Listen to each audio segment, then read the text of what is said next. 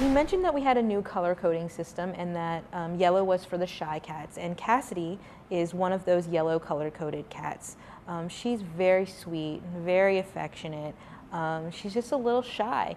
And she has every right to be. She came to us unfortunately because her owner passed away. So that happens from time to time. It's a reminder for all of us to make sure that we're including our pets in our arrangements. You know, when we're figuring out, what we're going to do when we're making our wills, it's also important not just to figure out what you're going to do with your children and your house and all of your other property, but what to do with your animals as well.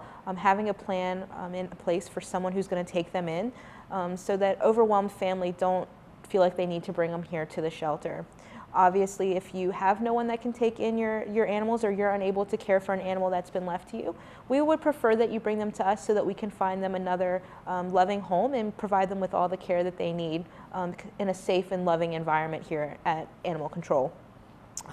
Cassidy is about 6 to 8 months old, so she's just a little kitten, but she's not going to be necessarily doing all the crazy running around at first that most kittens do, because she is shy. She is making great progress here in the shelter. You know, she went in just a couple of days' time from staying underneath her hammock in her bed all the time to, being out in the more front of her cage. And she's happy to have visitors. What she's doing right now is kind of what she wants to do. She wants to be petted and loved on. She's easy and quick to purr. She starts kneading. She even drools a little bit when she's in that mode of like super relaxed and comfortable. She will roll over. She will show you her belly. Again, with cats, not always an indication to touch, but she's very comfortable with people in just a short amount of time.